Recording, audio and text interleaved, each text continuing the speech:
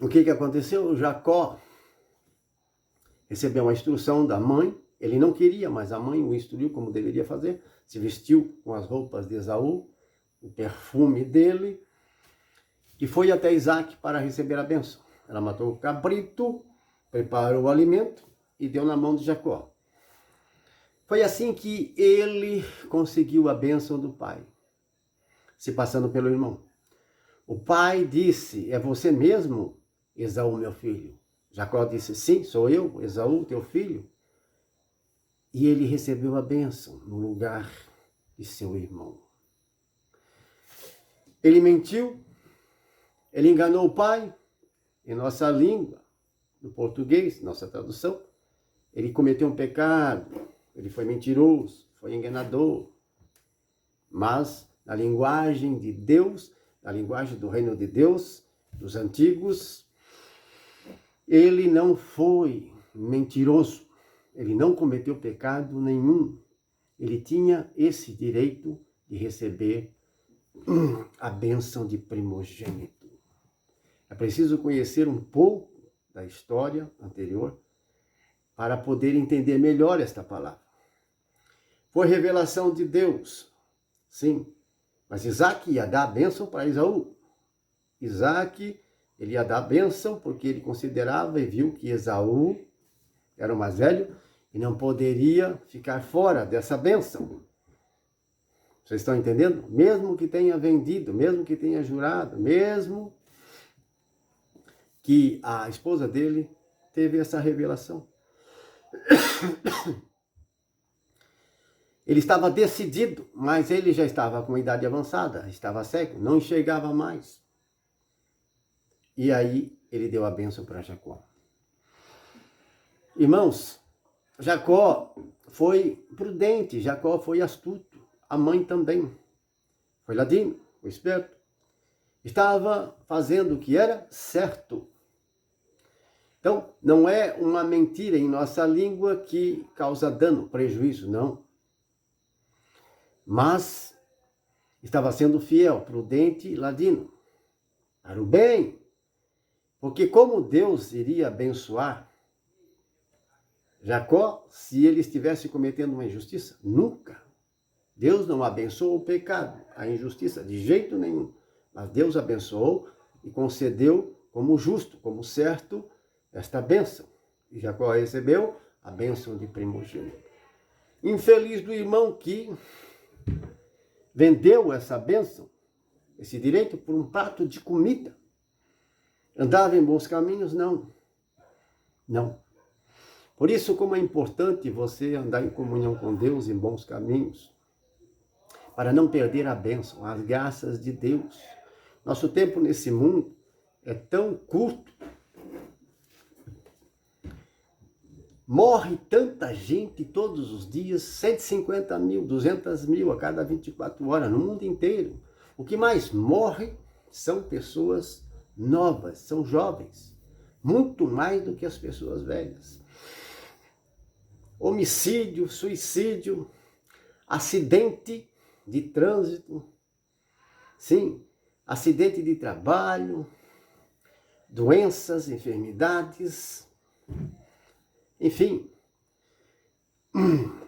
uma fera, um animal, um inseto.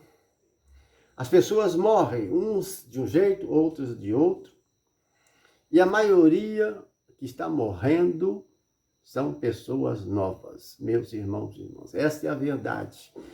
E estão morrendo despreparadas. Estão morrendo e sendo condenadas ao inferno. Sendo aprisionadas em cadeias do outro lado, porque não andam em bons caminhos, não são sinceras, não temem a Deus, não seguem o caminho santo. Infelizmente, estamos aqui para anunciar o Evangelho, pregar a palavra de Deus, para que o Espírito de Deus entre no seu coração e transforme a sua vida. Sim, sua vida, sua família. Pense bem, nesta palavra que você ouviu, Josué capítulo 2, sim, que fala sobre, que começa no versículo 1, fala sobre Raab, esta mulher que teve fé, a única que foi salva. E por causa da fé dela, por causa do temor que ela teve, ela salvou a família toda. Salvou a família toda por causa dela. Se não é ela, todos teriam morrido e teriam sido condenados. Veja a importância de uma pessoa que tem fé. Veja a importância de uma pessoa que crê e que tem o temor de Deus. Veja a importância de uma pessoa prudente. Não só fiel, mas prudente. Seja prudente. Sim, como aquele que achou um tesouro na parábola de Jesus Cristo, Mateus capítulo 13, versículo 45. Parábola do tesouro escondido. Prudente como aquele homem que achou um tesouro no terreno de outra pessoa. Ele não tirou o tesouro de lá. Não. Ele não tirou nada dali para vender e comprar aquele terreno que não pertencia a ele. Seria desonestidade, não seria certo.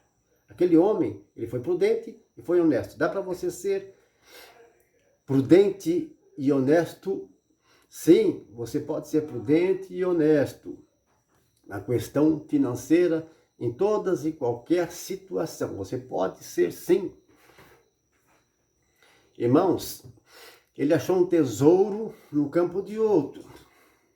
Ele pensou, se eu levar daqui esse tesouro, é roubo. Se eu levar alguma coisa para comprar esse campo, não é certo, é errado. Não posso fazer isso, tirar nada daqui. Homem honesto, homem justo. O que ele fez? Enterrou de novo. Vendeu tudo o que tinha e comprou aquele lote.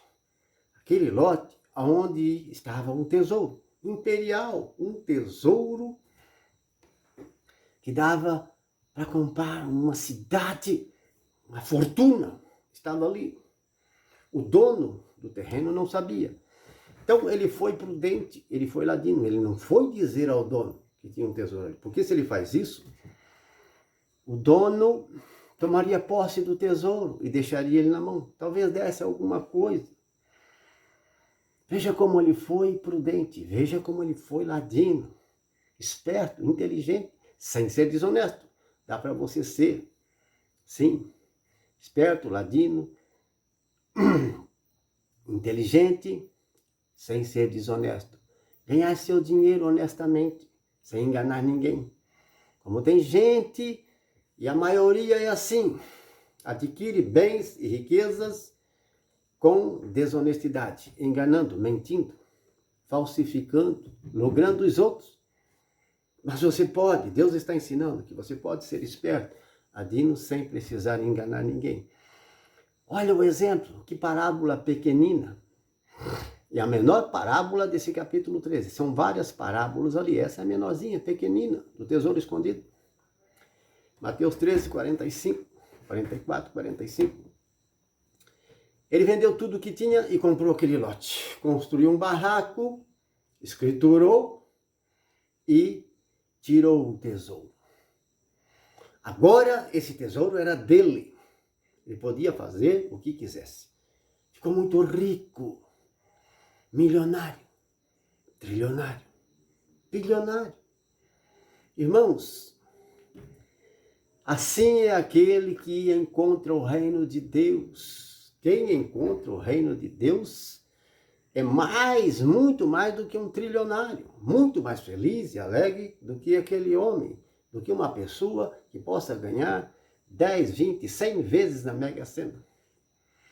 Mais feliz, mais afortunado do que a pessoa mais rica nesse mundo é uma pessoa, um ser humano que encontra verdadeiramente o reino de Deus. Como aquele homem. É uma parábola. Jesus está comparando da riqueza que é o reino de Deus. A pessoa que encontra o reino de Deus, ela encontra Deus. Ela encontra Jesus Cristo. Ela tem uma experiência renovadora, transformadora, uma experiência sobrenatural. Por isso ela se despoja de tudo. Por isso ela se converte verdadeiramente. Ela deixa os maus caminhos, deixa de ser mentiroso, mentirosa, deixa de ser falso, fingido, deixa de ser soberbo, abandona qualquer vício, deixa a prostituição, o adultério, o roubo, a desonestidade, qualquer tipo de imoralidade sexual, que é a perversão da sexualidade. Passa a ser uma pessoa honesta, pura, verdadeira, santa, uma pessoa que pratica o direito e a justiça, uma pessoa que antes não tinha misericórdia até, não era bom com os outros, mas passou a ser uma pessoa caridosa, boa, despojada.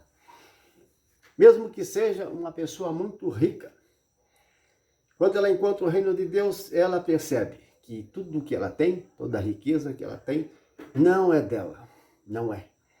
Ela sabe que aquela riqueza ali, se for justa, que dificilmente vai ser, dificilmente você vai achar um rico ou milionário, trilionário, bilionário, que tenha todos aqueles bens, aquele dinheiro, aqueles patrimônio, que não seja ganho por meio de desonestidade, lucro, mentira. Tem, sim, deve ter, mas é muito pouco. Se tem, é muito pouco. Por isso, aqueles bens, aquela riqueza, a pessoa que encontrou o reino de Deus, ela o quê? Ela distribui, ela faz como a igreja primitiva fazia. Eles vendiam tudo, vendiam casa, terreno e repartiam entre os irmãos. Eles entenderam que a herança, sim, a herança deles era a vida eterna. Ser como os anjos de Deus. Eles entenderam que existia um novo céu e uma nova terra esperando por eles do outro lado. Eles acreditaram e tiveram fé e certeza na ressurreição, na mesma ressurreição que Jesus Cristo recebeu de Deus. Ressuscitar em corpo, receber um corpo imortal e incorruptível, como o de Jesus Cristo. Sim, os justos, os herdeiros, os vencedores, os que acharam o reino de Deus, vão ter este direito e graça de comer do fruto da árvore da vida, lá no paraíso, lá na Nova Jerusalém, entrar pelos portais de pérola, aonde não haverá mais sofrimento, dor, morte e lembrança de coisas do passado, se extinguirão. Uma alegria eterna que será dada por Deus somente àqueles que são fiéis. E seja prudente também, é isso que Deus quer. Não só fiel, mas prudente. Herança, está escrito no livro do Apocalipse. Isaías também fala dessa parte do reino de Deus. Mas o Apocalipse, o livro de São João, esta revelação que Deus deu a João, essa revelação sobre o paraíso, o reino de Deus, o novo céu, a nova terra, de como vai ser.